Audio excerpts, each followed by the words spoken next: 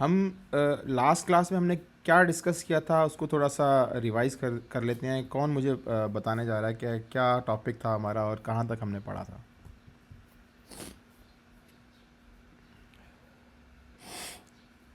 Sir, हमने पढ़ा था gender, race and class in media. और आपने उसमें डिस्कस किया था डगलस केलनर का पॉइंट ऑफ व्यू, और आपने वो कोट शेयर की थी। Then we discussed the three meaning making processes का जो वो the three terms, political economy, no I think more than three, sorry, या political economy, growth and integration. और फिर आपने हमें ग्लोबलाइजेशन और ओनरशिप कंसंट्रेशन के बारे में भी थोड़ा सा बताया था। And that was it. Ownership concentration तक हमने लास्ट टाइम किया था। ठीक है, तो दैट मीन्स कि हमने की कॉन्सेप्ट्स की बात की थी और हमने डिस्कोर्स हल्का फुल्का डिस्कस किया था कि हमने ये भी डिस्कस किया था शायद कि इसके अंदर मैसेज की कंस्ट्रक्शन बहुत मैटर करती है।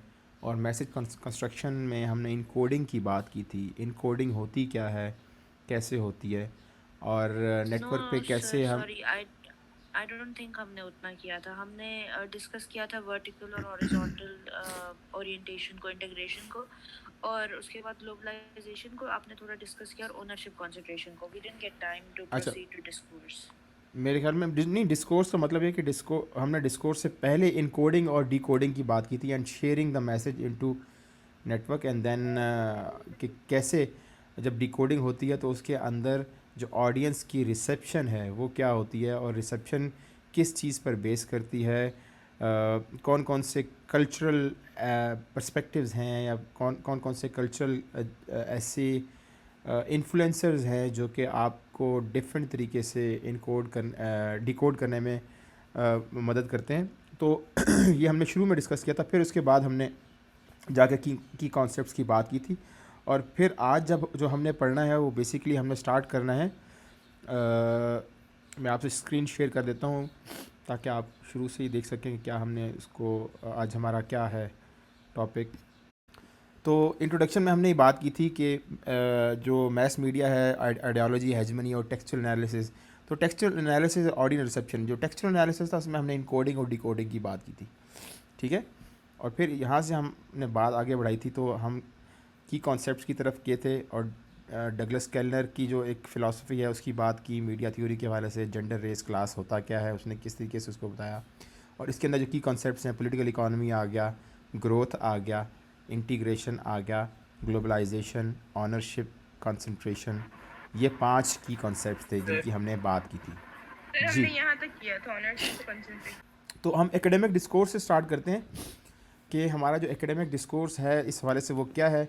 कुछ सोशल साइंटिस्ट हैं जिन्होंने ये एकेडमिक डिस्कोर्स इस टॉपिक के हवाले से इस पे काम किया है और मुख्तलिफ़ पर्सपेक्टिव्स में काम किया है। क्विकली हम गो थ्रू करेंगे एकेडमिक डिस्कोर्स की तरफ से, और फिर उसके बाद हम जाएंगे जो बहुत इम्पॉर्टेंट और की इसका एक पॉइंट है इस पूरे टॉपिक का। वो डिपेंड करता है कि ऑडियंस की रिसेप्शन वो क्या है।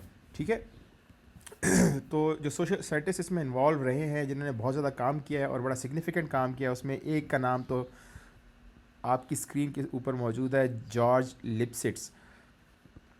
इन्होंने इस हवाले से कुछ रिसर्च की है और जो मेन जो पॉइंट जिसके गिर्द इनकी सारी रिसर्च या इनका डिस्कोर्स घूमता है वो डेवलपमेंट है। वो कहते हैं कि development in the wider industrialize west have affected media industry, और वाइस वर्सा के जितने भी इंडस्ट्रियल वेस्ट है इसके अंदर डेवलपमेंट हुई है वो डायरेक्टली अफेक्टेड है।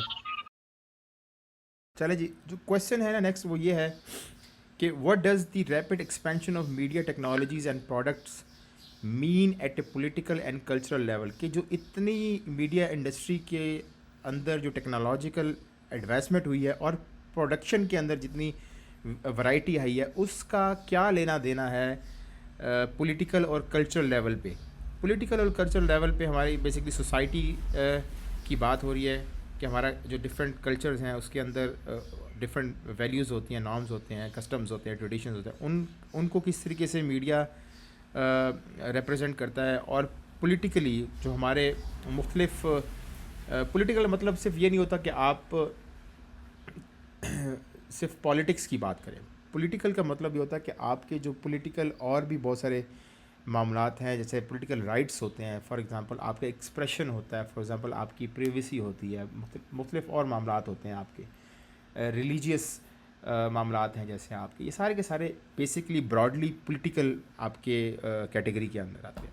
तो इनके ऊपर मीडिया का क्या किस तरीके से असरअंदाज हो रहा है, ये सारा एक क्वेश्चन था जो कि उस वक्त मीडिया की एक बहुत इम्पॉर्टेंट और अभी भी बहुत इम्पॉर्टेंट थ्योरी है, जो कि एंटोनियो ग्राम्स्की, लुई अल्थुसर और स्टुअर्ट हॉल ने, जो कि सारे के सारे न्यू मार्क्सिस्ट थे, इन्होंने दी थी। वो थी कि theory of hegemony.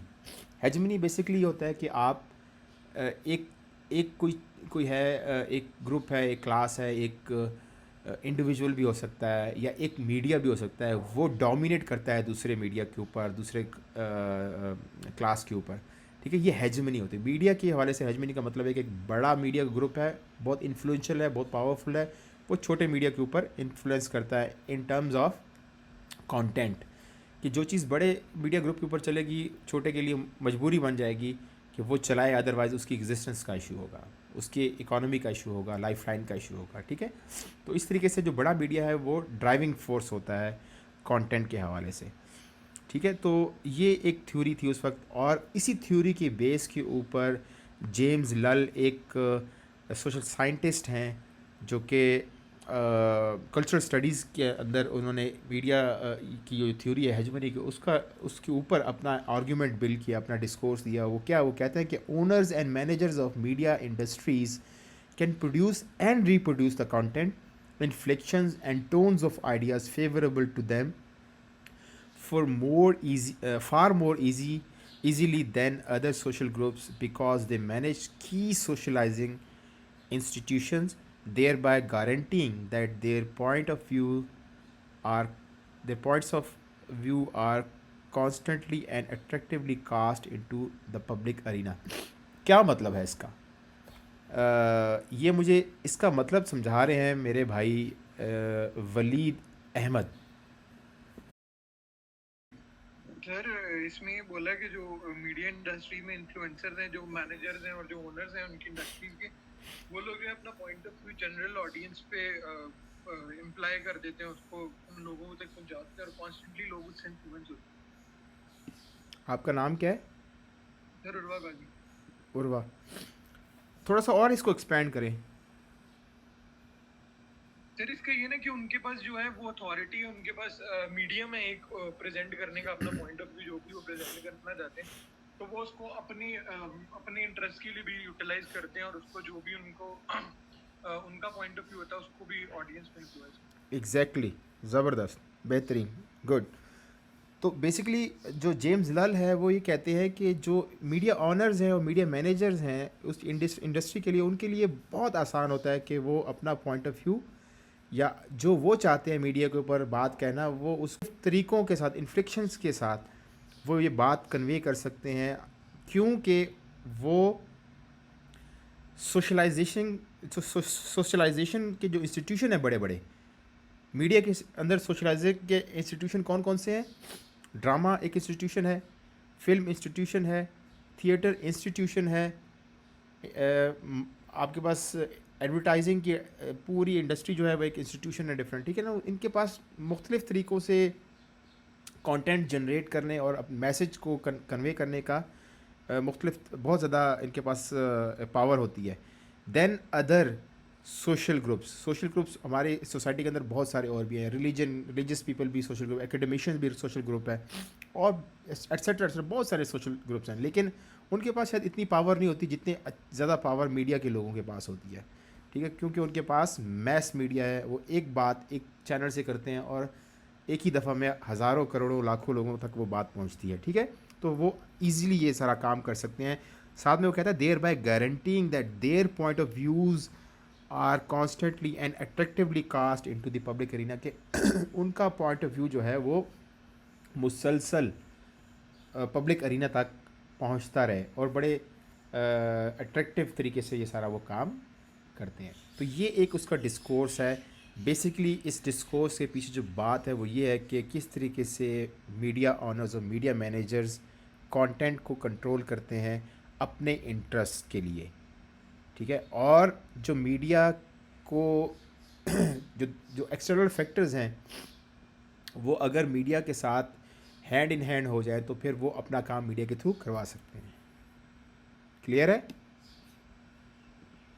Yes sir. ठीक है जी, समझ आ गई। तो जॉर्ज लिप्सिट्स क्या कहते हैं, वो कहते हैं कि नीड्स ऑफ पोस्ट, अब ये एक ख़ास इरा की बात कर रहे हैं बेसिकली, और ये ख़ास era post world war two है, ठीक है। वो कहता है कि needs of post world war two US economy facilitated development of mass media production, sitcoms groups. Sitcom क्या होता है, किसी को पता है? यस सर, वो जो शॉर्ट शोज होते हैं जिनको हम पाकिस्तान में एज ड्रामास रेफर करते हैं, तो जो family related, family oriented shows होते हैं उनको सिटकॉम्स कहते हैं टीवी पे, अमेरिकन टेलीविजन पे। सिटकॉम बेसिकली सिचुएशन कॉमेडी है, कॉमेडी को कहते हैं, और ख़ास तरीके से, और वो शॉर्ट स्निपेट्स होते हैं बेसिकली सिचुएशंस क्रिएट की होती हैं, और उसको सिचुएशंस के अंदर कुछ मैसेज होते हैं और उसको उन्होंने फ़नी स्टाइल के अंदर डिपिक्ट किया होता है, उसकी प्रोडक्शन की होती है। और आपको जब आप सिटकॉम कोई देखते हैं तो आपको महसूस होता है कि आपके सामने कोई ऑडियंस भी बनी बैठी हुई है, क्योंकि आपके एक्शंस के ऊपर वो कहका भी लगाते हैं लेकिन वो नज़र नहीं आते। बहरहाल सिटकॉम ग्रुप्स जो है उनका वो कहता है कि बहुत यूज़ किया गया एक ख़ास टाइम में, और वो time post world war two था। किस वजह से? कि यूएस इकॉनमी को फैसिलिटेट किया जा सके, कि वो डेवलप करे, और मीडिया का उसके अंदर रोल था, मीडिया प्रोडक्शन का। सिटकॉम ग्रुप्स वर, सॉरी मैंने कहा थोड़ा सा दोबारा रिपीट कर दें। अच्छा, मैं कर देता हूँ एक तो आपके लिए, जो मैं कर देता हूँ। वो कहता है कि needs of post war US economy facilitated development of mass media production, कि जो यूएस इकॉनमी है उसको फैसिलिटेट करने के लिए मैस मीडिया का सहारा लिया गया, और उसके अंदर जो कंटेंट ज़्यादा यूज़ किया, सिटकॉम ग्रुप्स को यूज़ किया गया to transform traditional ethnic immigrant ideology stressing values of community thrift and commitment to ideology which stressed on individualism. ये देखें, अब यहाँ पर वो सोसाइटल जो वैल्यूज़ हैं उसकी बात कर रहा है। कौन कौन सी वैल्यूज़ हैं? इंडिविजुअलिज्म, कंज्यूमरिज्म एंड सब अर्बन डोमेस्टिसिटी। 3 मेन वैल्यूज़ की वो यहाँ पर बात कर रहा है कि इस किस्म की वैल्यूज़ को प्रमोट किया गया है यूएस कल्चर के अंदर पोस्ट वर्ल्ड वॉर टू, ताकि यूएस इकॉनमी को फैसिलिटेट किया जाए। और प्रमोट किसने किया? मैस मीडिया टूल था, और उसके अंदर सिटकॉम का जो फॉर्मेट है उसके ज़रिए, कि सिटकॉम के अंदर जो सिचुएशन क्रिएट की जाती थी वो जो ट्रेडिशनल यूएस लाइफस्टाइल था, या एथनिक, चूँकि यहाँ पर एथनिक इमिग्रेंट आइडियोलॉजी की बात की गई है। यूएस को कहा जाता है कि US it's land of immigrations, land of immigrants and land of opportunities, कि यहाँ पर वहाँ पे आपको यूएसए के अंदर जो इनकी इंडिजिनस पॉपुलेशन है वो बहुत कम मिलेंगे, लोग ना होने के बराबर है। अब जितना भी यूएसए है, जितनी भी इसकी आबादी है, वो सारे के सारे बेसिकली इमिग्रेंट्स हैं, और मेजॉरिटी इमिग्रेंट्स जो है वो यूरोपियन हैं, मुख्तलिफ डिसेंट के लोग हैं वहाँ पर। वो वहाँ पर आके आबाद हुए एक ख़ास ईरा के अंदर, पोस्ट 1600 1700 एंड 1800, उसमें जो है आके वो उसमें आबाद हुए और फिर उन्हीं से जो है वो उनकी नस्लें जो है आगे वो परवान चढ़ी हैं, और ज़्यादातर आपको वहाँ पर वाइट पॉपुलेशन मिलेगी। लेकिन इमिग्रेंट्स की जब हम बात करते हैं तो वहाँ पर बहुत सारी इमिग्रेशन जो है वो अफ्रीका से हुई, डायरेक्टली नहीं हुई। इन्हीं गोरों ने, जो यूरोपियंस थे, ख़ुसूसन फ्रेंच और ब्रिटिश, इन्होंने एक कारोबार इनका था, वो ये था कि अफ्रीका से ये ग़ुलाम ख़रीदते थे और अमेरिका में आके ये बेचते थे। ये कारोबार यूरोप में भी होता था, लेकिन यहाँ पर इस तरीके से जो अफ्रीकन्स की है वो माइग्रेशन हुई है। और एक टाइम था जब सिविल वॉर हुई, तो वो बेसिकली सिविल वॉर गोरे और काले के दरमियान एक वॉर थी, मतलब कि रेसिज्म के ऊपर एक वॉर थी, और वो 2 किस्म के जो लोग थे, जो नॉर्थ अमेरिका और साउथ अमेरिका की स्टेट्स थी उनके आपस में लड़ाई थी कि एक चाह रहे थे कि जो रेसिज्म है वो ख़त्म होना चाहिए on the base of colour, तो वो ख़त्म होनी चाहिए ताकि जो एक उस वक्त कॉन्सेप्ट था ग़ुलामी वाला, उससे निजात हासिल हो सके। लेकिन दूसरी तरफ जो जिनके थोड़े से इकनॉमिक इंटरेस्ट थे, जो इनको अपने कारोबार के लिए इस्तेमाल करते थे, इनको ग़ुलाम बना के रखते थे, वो नहीं चाहते थे कि ये जो ग़ुलामी और रेसिज्म है वो यहाँ से ख़त्म हो।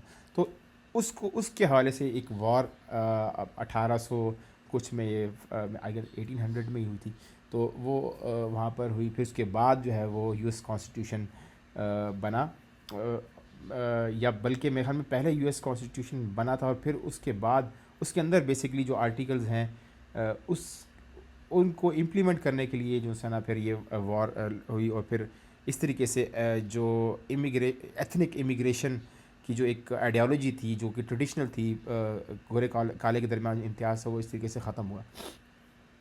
या अभी भी ख़त्म नहीं हुआ, अभी भी आजकल वहाँ पर एक इवेंट हुआ है, आप देखें मिनियापोलिस के अंदर शायद, वहाँ पर उन्होंने वहाँ एक किसी काले को, जॉर्ज फ्लॉयड। हाँ जॉर्ज फ्लॉयड, एक काले को उन्होंने जो है ना सफोकेट करके एक पुलिस ऑफिसर ने मारा। उसके बाद अब देखें वहाँ पर कितना फसाद मचा हुआ, और ये चीज़ें होती आ रही हैं। एक हम ये अभी भी नहीं कह सकते कि रेसिज्म अमेरिका से ख़त्म हो गया, अभी भी है और पूरी दुनिया में है। आपको बहुत सारी वीडियोस मिलेंगी। खैर इसकी एक पूरी लंबी हिस्ट्री है जो एक रेसिज्म और एथनिक वायलेंस है उसकी। तो लेकिन किसी हद तक जो है ना इसको ख़त्म करने के लिए मीडिया का रोल, ट्रांसफॉर्म करने के लिए इस जो ट्रेडिशनल आइडियोलॉजीज़ को ख़त्म करने के लिए एक मीडिया ने रोल प्ले किया। लेकिन उसके पीछे जो बेसिक जो मोटिव्स थे ना, वो ये इन कल्चरल वैल्यूज़ को चेंज करना था और नई कल्चरल वैल्यूज़ अमेरिकी सोसाइटी के अंदर उसको परवान चढ़ाना था। और वो वैल्यूज़ क्या है? इंडिविजुअलिज़म, इनफरादियत। हर कोई इंसान एक फ़र्द है, वो किसी पे डिपेंडेंट नहीं है, ना होना चाहिए, वो अकेला रहता है। आपको देखें, आपको मिलेगा कि जिस जब आप यूएस कल्चर, या अब तो बल्कि अब यूएस से हट के आप पूरे यूरोपियन कल्चर की भी स्टडी करें, तो आपको वहाँ पर लोग एक ख़ास एज के बाद आपको इंडिपेंडेंट मिलते हैं कि वो फैमिली पे डिपेंडेंट नहीं होते।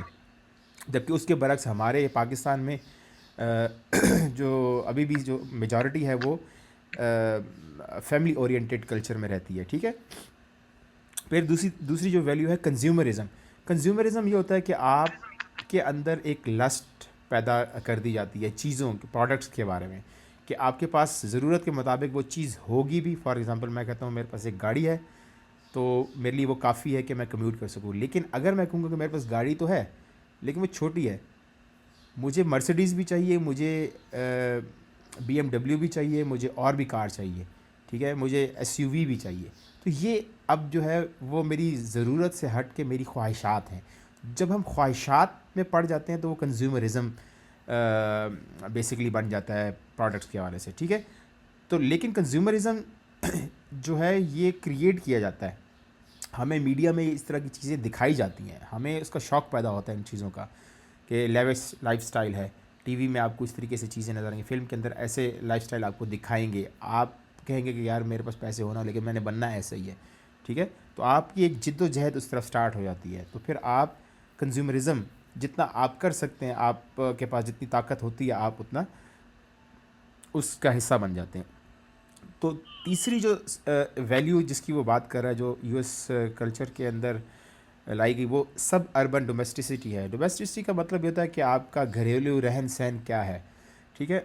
आप अगर आप अर्बन और रूरल पॉपुलेशन का आप उसको देखें, उसका जो है आप मुवाजना करें, तो आपको नज़र आता है टोटली डिफरेंट कल्चर जो कि आपके शहरों में है।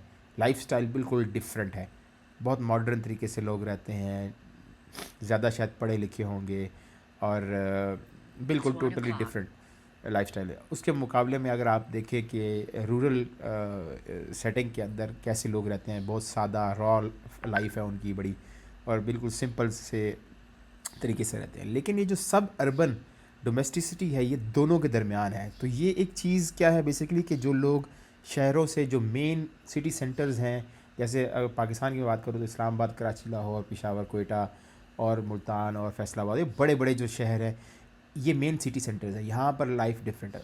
तो इनसे दूर ज़रा अगर आप निकल जाएं इन मेन सिटी सेंटर से, तो आपको बहुत सारे देहात मिलेंगे।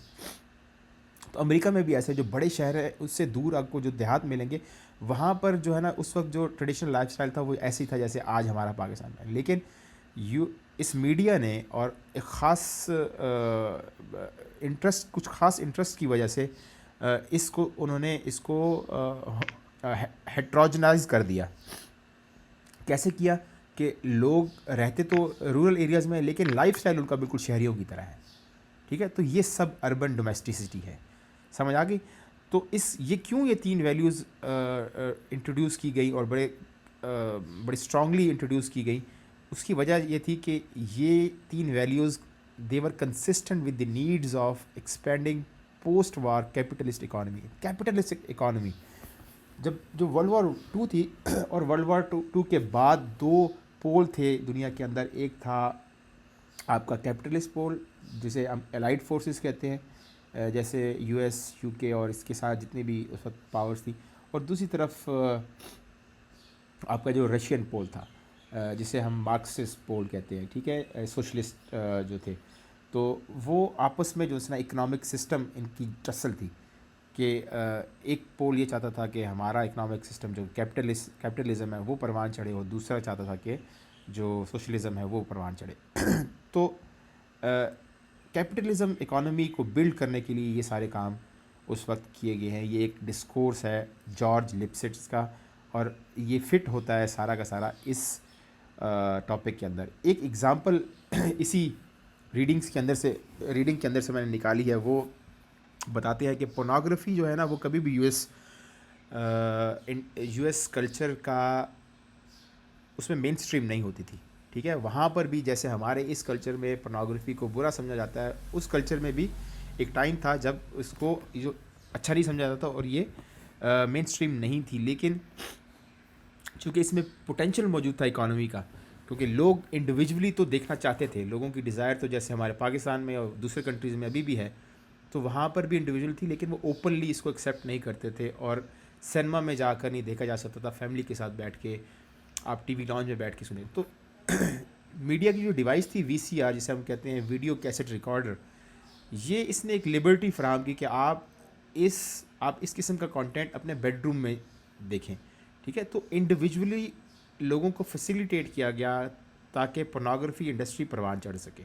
तो इस तरीके से लोग आहिस्ता वेस्टर्न कल्चर के अंदर उन्होंने पोर्नोग्राफी को एक्सेप्ट किया, और अब वहाँ पर ये एक नॉर्म है उनका कि अब ये इंडस्ट्री बिल्कुल ओपनली एग्जिस्ट करती है। तो लेकिन इस पोर्नोग्राफी इंडस्ट्री के साथ बहुत सारे अब जो है आप देख सकते हैं कि इसमें और भी बिजनेसेस फैसिलिटेट करते हैं। उस वक्त एक बहुत बड़ा उस वक्त ये बिज़नेस इतना बड़ा नहीं था, लेकिन अब बहुत बड़ा हो गया। लेकिन इसके साथ जो असिस्ट करता था इस इंडस्ट्री को, वो था होटल्स जो है वो they were considered as purveyors of pornography industry. That means कि वो फैसिलिटेट करते थे इस किस्म की फिल्म्स, मूवीज़ या कंटेंट को जनरेट करने के लिए स्पेस प्रोवाइड करते थे। तो ऐसे होटल इंडस्ट्री, और ख़ुसूसन मैरियट होटल जो है वो बहुत बड़ा इस हवाले से नाम है। उस वक्त जब मैरियट होटल इस्टेब्लिश हुआ तो बेसिकली इस पर्पज़ के लिए हुआ था। लेकिन अब आप देखें मैरियट होटल दुनिया के अंदर बहुत बड़ी चेन है, और सिर्फ पोर्नोग्राफी नहीं, इससे हटकर बहुत सारी और हमारी जो नीड्स हैं उसको केटर करते हैं। आपकी शादी हॉल अब उन्होंने खोल दिए हैं, आपके बहुत सारे बिज़नेस इवेंट्स वहाँ पर होते हैं, बड़ी बड़ी ट्रेनिंग्स वहाँ पर होती हैं, रेजिडेंशियल ट्रेनिंग्स वहाँ पर होती हैं। तो देख लें अब ये कितना बड़ा एक बिज़नेस बन गया, और एक हमारे सोसाइटी के अंदर एक एलीट का एक शौक़ भी बन गया है कि हम बड़े होटल में जाके खाना खाएं। तो ये भी एक कंज्यूमरिज्म और कैपिटलिस्ट सोसाइटी का एक अलामत है कि आप अपने स्टेटस के लिए इतने बड़े बड़े होटल्स में जाते हैं। तो ये देखिए कितनी बड़ी अब इंडस्ट्री बन गई। अब एक होटल नहीं है, हज़ारों लाखों होटल्स हैं, और शादी हॉल्स का बिज़नेस अलहदा है। ठीक है, तो ये एक डिस्कोर्स है जो कि जॉर्ज लिप्सिट्स का है। अब हम जनाब डिस्कोर्स के अंदर हम कंटेंट से हट के जो है ना, अब तो समझ लीजिए कंटेंट की हमें समझ आ गई कंटेंट क्या है और कौन कौन से इन्फ्लुएंसर इस सारे इंडस्ट्री के अंदर मौजूद हैं और कैसे ये काम करते हैं। हमें पॉलिटिक्स भी समझ आ गई, इकोनॉमी की भी समझ आ गई सारी, ठीक है ना, और हेजमनी की भी समझ आ गई कि मीडिया किस तरह हेजमनाइज करता है चीज़ों को। दोबारा से डगलस केलनर की तरफ आते हैं। वो एक उनका आर्ग्यूमेंट है इस डिस्कोर्स के अंदर। वो ये कहते हैं इवन दो डोमिनेट आइडियाज़ का मतलब ये कि जो लोग डोमिनेट कर रहे हैं, जो हेजमनाइज कर रहे हैं, dominate ideas held by economic and social elites, ठीक है ना। अब यहाँ पर वो क्लियरली कह रहा है कि जो डोमिनेट आइडियाज़ हैं वो उसके सोर्सेज क्या हैं, इकोनॉमिक एंड सोशल एलिट्स, ठीक है। इकोनॉमिक एलिट्स कौन से होते हैं? सर हम अभी पढ़ रहे थे सर बहादुर की क्लास में कि they are the ones the bourgeois according to the Marxist theory, also enforced by Lenin and Stalin, which claim that they are the ones who own a means of production which is the base. So any content that comes through any other means of production is basically controlled by the social elites, who thereby control the minds of the working class. This was the main motive behind the whole Marxist movement, but naturally it evolved into something greater, into the communist theory later on. ठीक है, ये तो एक तो social elites वहीं से निकलता है। सही, लेकिन ये तो एक ब्रॉडर मार्क्सिस्ट थ्योरी का एक वो है ना, एक पॉइंट ऑफ व्यू है। लेकिन जो इकोनॉमिक एलिट्स हैं वो कौन होते हैं, मैं उनको पॉइंट आउट करना चाह रहा हूँ। फॉर एग्जांपल मैं कहूँ कि पाकिस्तानी सोसाइटी के अंदर, पाकिस्तान के अंदर कौन से ऐसे लोग आप समझते हैं कि वो इकोनॉमिक एलिट्स के अंदर है, उनका शुमार होता है, तो क्या कहेंगे? क्या जी सर, वो तो मीडिया कॉन्ग्लोमरेट्स में आ जाते हैं ना, the ones who own big businesses, the ones who own basically the media content that is conglomerates के अलावा disseminated. भी बहुत सारे इकोनॉमिक एलिट्स होते हैं। इकोनॉमिक एलीट्स में फिर डिफरेंट पीपल आ जाते हैं ना सर, एनीवन, अ पॉलिटिशियन और एन एक्स पॉलिटिशियन और an opposition leader in with respect to Pakistan mostly economic. देखिए मैं जी सही है, वो पॉलिटिशियन भी हो सकता है, वो एकेडमिशियन भी हो सकता है, लेकिन बात यह है इकोनॉमिक एलिट के जिसके पास इकोनॉमिक पावर है, ठीक है। पाकिस्तान के अंदर मैं कहूँ कि मलिक रियाज, ठीक है ना, वो उसके पास इकोनॉमिक इतनी पावर है कि वो अपना पॉइंट ऑफ व्यू मीडिया पे चला सकता है आसानी से। अभी आपने रीसेंट एपिसोड देखी, ठीक है, किस तरीके से वो ये सारा मामला हैंडल करने की कोशिश की है, और मीडिया ने उस ख़बर को बिल्कुल दबाए रखा है। जो कुछ भी चलता रहा है ज़्यादातर वो कहाँ चलता रहा है, सोशल मीडिया पे, जहाँ पर उसका कंट्रोल नहीं था। लेकिन पाकिस्तान के अंदर मीडिया बहुत ज़्यादा कंट्रोल रहा है। बहुत सारे एंकर्स ने प्रोग्राम तक नहीं किया, टीवी चैनल्स ने बिल्कुल उसके ऊपर कोई ख़बर तक नहीं दी। Agreed sir. सही है, तो उसके पास पावर है इतनी। इसी तरीके से और बड़े बड़े जो बिज़नेस टाइकून हैं पाकिस्तान में, जैसे मियां मंशा है, ठीक है, उसके खैर इस तरीके के वो हरकतें में इन्वॉल्व तो नहीं है, लेकिन है कि उसके पास भी इतनी पावर है कि वो मीडिया को अपने साथ मिला सकता है। इसी तरीके से आप पॉलिटिशियंस में बड़े बड़े नाम, नवाज़ शरीफ, इमरान खान और जरदारी, और ये बड़ी बड़ी जो फैमिलीज़ हैं, ये इनके पास इतनी पावर होती है कि वो अपना पॉइंट ऑफ व्यू अपने इंटरेस्ट के लिए, अपना पॉइंट ऑफ व्यू मीडिया पे मुख्तलिफ़ तरीके से देते रहें, कॉन्स्टेंटली देते रहते हैं। ठीक है, तो ये इकोनॉमिक एलिट्स। इसी तरीके से सोशल एलिट्स भी होते हैं। सोशल एलिट्स का मतलब ये कि बड़े जो दूसरे हमारे इंस्टीट्यूशन है सोशल, फॉर एग्जांपल मैं कहता हूँ रिलीजन, तो एक रिलीजियस एलिट भी इस मुल्क के अंदर मौजूद है। बहुत सारे ऐसे स्कॉलर्स हैं जिनकी बात ज़्यादा मानी जाती है, और वो मीडिया के ऊपर, मीडिया भी उनको बहुत ज़्यादा टाइम बाय करते हैं मीडिया के ऊपर। ठीक है, पॉलिटिकल एलिट्स हैं, बहुत सारे ऐसे पॉलिटिशियंस हैं बहुत ज़्यादा, जो पॉलिटिकल पार्टीज़ के थ्रू बहुत सारा इन्वेस्टमेंट करते हैं और अपनी जो पॉलिटिकल आइडियालॉजी है उसको बहुत ज़्यादा प्रमोट करते हैं। तो हम बात कर रहे थे पॉलिटिकल और इकोनॉमिक एलिट्स, सोशल एलिट्स की, ठीक है ना। तो ये मुख्तलिफ़ तरह के होते, इनको आप ख़ुद से थोड़ा सा देख भी लीजिएगा, ठीक है।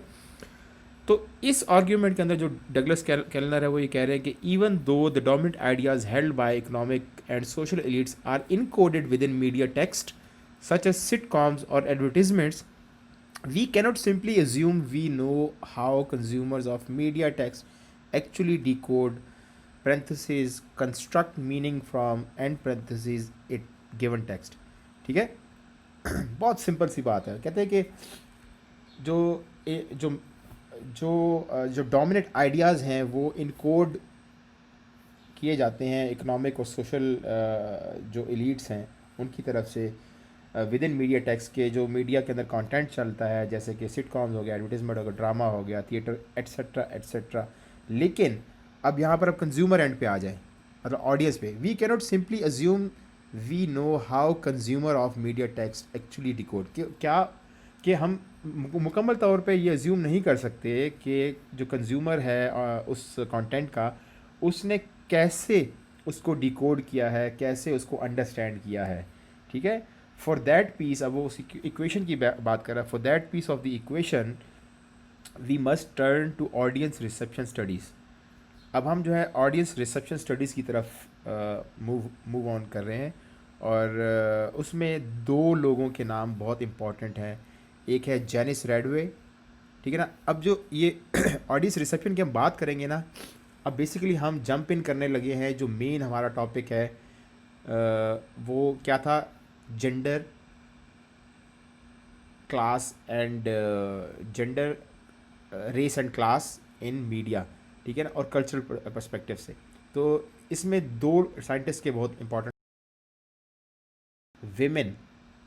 विमेन कैसे जो कंटेंट है उसको कैसे डिकोड करती है, क्या चीज़ उसको समझ आती है, या क्या चीज़ वो उसको अडॉप्ट करती है और क्या चीज़ वो डिस्कार्ड कर देती है कंटेंट के अंदर। ठीक है, उसकी अंडरस्टैंडिंग किस बेसिस के ऊपर है। क्लास, मुख्तलिफ़ क्लास से ताल्लुक़ रखने वाली विमेन जो है, या मुख्तलिफ़ एथनिसिटीज़ से बिलोंग करने वाली जो विमेन है, उसकी अंडरस्टैंडिंग अपने कल्चर सेटिंग के मुताबिक, अपने डोमेस्टिक सेटिंग्स के मुताबिक वेरी करती है। उसकी अपनी प्रेफरेंसेस हैं, उसके हवाले से ये सारे जो फैक्टर्स हैं ये इसके ऊपर कंट्रीब्यूट करते हैं उसकी अंडरस्टैंडिंग के हवाले से, कंटेंट के मुतालिक। और इसी तरीके से रॉबिन कोलमैन है, रॉबिन कोलमैन ने ख़ुसूसन क्वेयर ग्रुप के हवाले से काम किया है। क्वेयर ग्रुप्स मीन के जेंडर के अंदर जो हमने पढ़े थे, होमोसेक्सुअल ग्रुप्स, उनकी कंटेंट मीडिया के ऊपर जो जो एक डोमिनेंट आइडिया है उसको किस तरीके से डिकोड करता है। और फिर रॉबिन कोलमैन का काम बहुत ज़्यादा क्वेयर थ्योरी के ऊपर है, कि ये सारी थ्योरी है कि इससे पहले कंसिडर ये किया जाता था कि जो जेंडर है वो सिर्फ बाइनरी ग्रुप है, मेल और फीमेल। लेकिन जो क्वेयर थ्योरी जब से आई है उसके बाद उन्होंने जेंडर के अंदर और क्लासिफिकेशंस क्रिएट की हैं, जिसकी हमने शुरू के लेक्चर्स में क्लासेस जब हो रही थी तो मैंने आपको डिटेल में पढ़ाया था। ठीक है, तो क्वेयर थ्योरी से बिलोंग करने वाले जो लोग हैं वो किस तरीके से इस जो मीडिया के ऊपर जो मेन कंटेंट है उसको किस तरह डी कोड करते हैं, वो उसका अपना अपना एक पर्सपेक्टिव है। वो क्या है वो हम आगे की क्लासेस में जाके डिस्कस करेंगे। अभी जो हम आगे से जो बात करेंगे नेक्स्ट लेक्चर में, वो हमारा ऑडियंस रिसेप्शन के ऊपर है। ठीक है, और ये बहुत इम्पॉर्टेंट पार्ट है। इसको हम एक ही क्लास में वन गो के अंदर कम्प्लीटली फिनिश करेंगे। लेकिन उससे पहले ये कि मैं इसको टच करूं आपको, मैं आज एक रीडिंग आपकी जो गूगल क्लासरूम है उसके ऊपर अपलोड कर दूंगा। आपने वो रीडिंग करनी है और नेक्स्ट क्लास के अंदर आपने प्रिपेयर्ड आना है। और मैंने कुछ नहीं बताना, आपने मुझे बताना है कि उस रीडिंग के अंदर क्या क्या आइडियाज़ डिस्कस किए गए, क्या क्या डिस्कोर्स मौजूद है मुख्तलिफ जेंडर्स के हवाले से, ठीक है, रेस के हवाले से, और फिर इसी तरीके से क्लास सिस्टम के हवाले से। तीन चीज़ें हैं, ये आपने पढ़ के आनी है। इतनी लंबी चौड़ी रीडिंग नहीं है, इट्स ओनली 5 और 6 पेजेस, और ये क्रक्स है पूरे इस कल्चरल स्टडीज़ की अप्रोच से gender, race and class in media का। ठीक है, तो आप इसको काइंडली पढ़ के आइएगा और फिर हम हमारा कंक्लूडिंग लेक्चर इसके ऊपर होगा, और वो आपने डिस्कशन करनी है, मैंने सिर्फ सुनना है। I will only moderate that discussion, right. Any question अभी तक? सर मेरा क्वेश्चन है। जी जी, कौन है? सायरा। सर सायरा जी। सर आपने जब ये डिस्कशन की थी कम्युनिज्म के बारे में, सॉरी कंज्यूमरिज्म के बारे में, जी कि we have lost for everything and when we talked about racism, तो सर जब आपने इसमें रेसिज्म के बारे में बात की थी तो सर इज इट कि मीडिया जो है वो एक जगह जहाँ रेसिज्म के खिलाफ बोलता है, दूसरी तरफ मीडिया रेसिज्म को खुद भी प्रमोट करता है? बिल्कुल ऐसा Isn't है, it a bit paradox? ऐसा है बिल्कुल। ऐसा बहुत सारी तो एग्जांपल्स फिर हैं। एग्जैक्टली तो सर फिर हम किस तरह से हम मीडिया को यहाँ पे जस्टिफाई करेंगे कि मीडिया स्पीक्स अगेंस्ट रेसिज्म?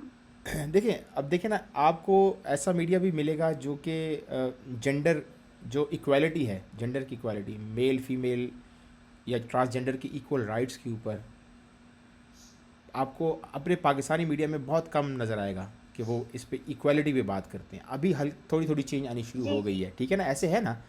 तो इसी तरीके से हाँ जी एक टाइम था जहाँ जब, और अभी भी शायद बहुत सारे मुल्कों में ऐसा मीडिया आपको मिलेगा जो कि एथनिसिटीज़ को और रेस को बहुत ज़्यादा नेगेटिवली प्रमोट करता है। लेकिन जो मूवमेंट होती है, सोशल मूवमेंट, जो कि आपने आपकी रियल लाइफ में आपके आपके साथ चल रही होती है, जैसे हमारे पाकिस्तान में वेमेन के इक्वल राइट्स के हवाले से मूवमेंट एक चल रही है, ठीक है, फेमिनिज़म की। तो ये यस मूवमेंट्स सर चलती रहती हैं, और जब ये मूवमेंट्स चलती हैं तो मुख्तलिफ लोग जो सोशल ग्रुप्स हैं इसको अंडरस्टैंड, आहिस्ता आहिस्ता आहिस्ता आहिस्ता आहिस्ता आहिस्ता उसको अंडरस्टैंड करना शुरू कर देते हैं, और फिर उनके अंदर आस्ता आस्ता तब्दीली आना शुरू हो जाती है। इसी तरीके से मीडिया भी लर्न करता है, ठीक है। जब मीडिया एक ख़ास पर्सपेक्टिव में नेगेटिवली किसी एक चीज़ को प्रमोट कर रहा है जो कि ऑलरेडी नेगेटिव है, जो जैसे कि रेसिज्म है, एक गलत चीज़ है, उसको मीडिया भी उसी तरीके से प्रमोट करे जिस तरह सोसाइटी के अंदर उसको प्रोजेक्ट किया जाता है, उसी तरीके से मीडिया भी उसको, तो उसका जो इम्पेक्ट है वो it becomes it increases many folds, ठीक है, बहुत ज़्यादा बढ़ जाता है, क्योंकि मीडिया पे चला हुआ जो मैसेज है ना, उसमें ऑडियंस बहुत पैसिव होती है, खुसूसन टीवी के ऊपर। इंटरनेट पे फिर आप जो है आपके पास आर्ग्यू करने का मौका है, लेकिन टीवी के ऊपर अगर आप हैविली इन्फ्लुएंस्ड हैं, जैसे आपने एजेंडा सेटिंग या खुसूसन वो क्या नाम है, कल्टीवेशन थ्योरी पढ़ी होगी, तो उसमें आपको बताया गया है यस कि, सर आपको ये बताया गया है, तो ऑडियंस जो है वो पैसिव है, ठीक है। और फिर मैजिक बुलेट थ्योरी में ये भी बताया गया कि जो मैसेज है वो आपके दिमाग के अंदर ऐसे पेनिट्रेट करता है जैसे कोई बुलेट इंजेक्ट किया जाता है डायरेक्टली एग्जैक्टली आपके दिमाग के अंदर जाती है, ठीक है। तो पैसिव ऑडियंस का ये मसला होता है कि उनके पास कोई चारा नहीं होता, जैसे मीडिया चीज़ें दिखा रहे हो वैसे वो उसने अपनी रियलिटीज़ बिल्ड करनी है। जबकि जब आस्ता आस्ता जब ये सोशल मूवमेंट्स जब उन मूवमेंट से चीज़ें सीखता है, तो मीडिया भी बहुत सारी चीज़ें सीखता है, तो उसके अंदर तब्दीलियाँ आती हैं। अब मीडिया ने भी बहुत सारी चीज़ें रेसिज्म के हवाले से जो नेगेटिव पहले दिखाता था वो अब नहीं दिखाता, लेकिन फिर भी शाज़ो नादर कोई ना कोई चीज़ आपको नज़र आ जाती है उसमें, या तो उसके अंदर नेगेटिव इंटेंशंस होती हैं इन्वॉल्व, ठीक है। उसमें आप फिर collectively yes as a whole media को ब्लेम नहीं कर सकते, फिर आपने देखना है कि वो पर्टिकुलर कंटेंट किधर से आया है और उसके पीछे मोटिव्स क्या हैं। ओके सर एक और क्वेश्चन है, ये जो आपने बात की थी ना कि सब अर्बन डोमेस्टिसिटी में 3 वैल्यूज़ को हेट्रोजेनाइज कर दिया है लोगों में, कि लोग अब जो लोग देहातों में रहते हैं they are now following the urban lifestyle. हाँ, तो सर लाइक ये जो 3 वैल्यूज़ हैं, what are these values, kindly repeat it? ये capitalism, they are all capitalism, ये कैपिटलिज्म को प्रमोट करते हैं। कैपिटलिज्म मैंने जैसे डिटेल में बताया कि एक इकोनॉमिक सिस्टम है जिसके अंदर आपकी सोसाइटी को कंज्यूमरिज सोसाइटी बना दिया जाता है, ताकि आपके अंदर वो ज़्यादा से ज़्यादा जो ये इस सिस्टम को प्रमोट करते हैं, उस वो जो इकोनॉमिक जो पावर है, इकोनॉमिक जो आप कह सकते हैं जो वेल्थ है, वो कुछ लोगों के हाथों में कंसंट्रेट कर जाती है, और आप सिर्फ उस कंज्यूमरिस्ट सोसाइटी के अंदर यूज़र्स हैं, कंज्यूमर्स हैं। Okay sir, thank you sir. चले, मेरे ख्याल में कोई क्वेश्चन नहीं है। Thank you very much guys. So I will be sharing, I will be uploading this reading in Google Meet, Google Classroom, sorry. You have to download that and detail में reading करें उसकी, और जो questions हैं वो अलहदा लिख के लाएं, और जो चीज़ें समझ आ रही है डिस्कोर्स के अंदर वो आपने अलहदा लिखना है। आपकी गाइडेंस के लिए मैं कहता हूँ, आपको गाइड ये कर सकता हूँ कि आप पहले उसके 2 से 3 जो पेजेस हैं उसको स्किप कर दें, क्योंकि अब तक जितना मैंने पढ़ाया है वो बेसिकली वो पहले 3-4 पेजेस, 2-3 पेजेस हैं। उसके बाद जो है ना, जहाँ पर आपको हेडिंग मिलेगी,